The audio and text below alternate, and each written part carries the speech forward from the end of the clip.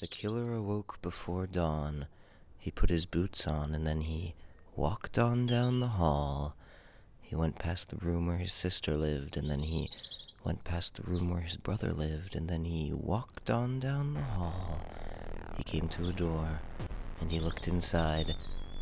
Father, yes, son, I want to kill you. Mother, I want to fuck you. Mesdames et messieurs, bonsoir. Soyez les bienvenus. La plus grande concentration va vous être demandée. Dans quelques instants, des personnages vont apparaître sous vos yeux. Ces personnages, vous ne les avez jamais rencontrés et pourtant vous les connaissez. Ils appartiennent aux mondes des rêves et pourtant leur maladie bien réelle. Elles ont toujours existé. Jadis, on croyait que la folie des malades et des malins était provoquée par de mauvaises humeurs. Quelques siècles plus tard, un autre génie de l'âme humaine va encore plus loin. Ce n'est plus le corps malade qui rend fou, mais la folie qui rend malade. Ces génies sont aujourd'hui disparus. Mais ces vilains, leur créature demeure hors du temps. Aujourd'hui, mesdames et messieurs, je vais tenter l'expérience unique de faire sortir ces monstres de leurs pièces. Faire sortir ces monstres de leurs pièces.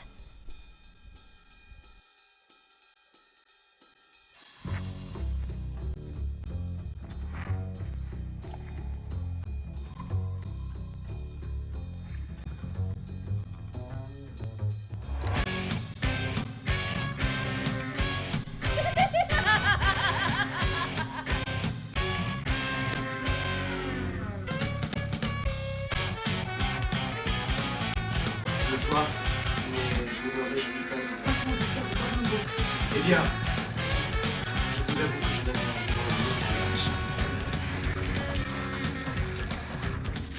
pas Hypocondrie, le père. Narcissisme, sa femme. Coprolalie, sa sœur. Hystérie, sa fille. Mélancolie. Mélancolie. Ah, le fils manqua l'appel. À l'aube des temps, le père de la horde primitive aurait châtré ses fils et se serait réservé les femelles. Mot de ceci. Toinette!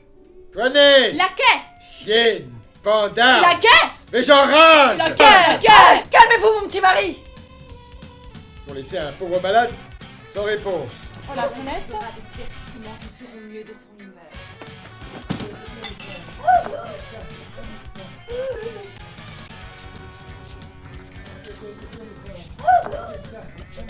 Il faut procéder avec circonspection. Ne rien faire, comme on dit, elle a volé.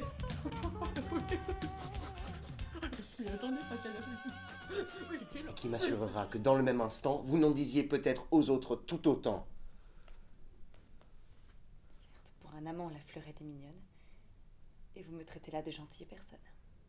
Eh bien, pour vous ôter d'un semblable souci de tout ce que j'ai dit, je me dédie ici. Et rien ne saurait plus vous tromper que vous-même soyez content.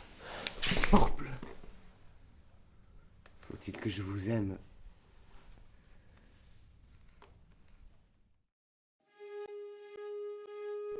Voulez-vous qu'en ami je vous donne un conseil? Quel est-il, ce conseil? De ne point songer à ce mariage-là. De ne songez point à ce mariage-là. Ne songez point à ce mariage-là. Qui m'en empêchera? Vous-même. Je lui commande absolument d'épouser le mari que je dis. Et moi, je lui défends absolument d'en faire rien. Où est-ce donc que nous sommes? Quand un maître ne songe pas à ce qu'il fait, une servante bien censée est en droit de le redresser. Nous sommes coquines. Je m'intéresse comme je dois, ne vous point laisser faire de folie. Votre fille m'obéira plutôt qu'à vous. Si vos affaires, ma sœur, sont semblables aux miennes, et qu'il faille que notre père s'oppose à nos désirs, nous nous affranchirons de cette tyrannie où il nous tient depuis si longtemps. Je veux, mon cœur, faire mon testament. Mon Dieu, ne parlons point de cela, je vous prie. Je ne saurais souffrir cette pensée. Et le seul mot de testament me fait tressaillir de douleur. Le voilà là-dedans que j'ai amené avec moi. Ah, monsieur, approchez. Ma femme vous a expliqué mes intentions. Voulez-vous que nous procédions au testament?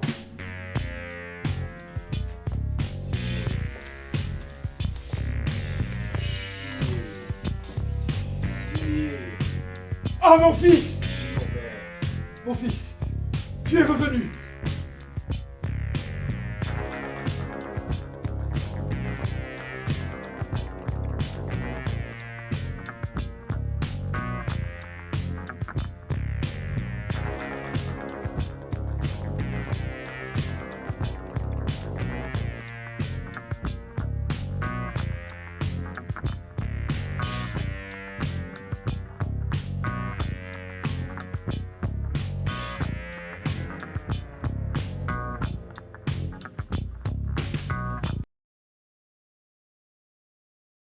C'est la morale civilisée, par les interdits qu'elle nous impose, qui rend les êtres humains malades. Pourtant, ces interdits sont nécessaires. Le tabou existe depuis la nuit des temps.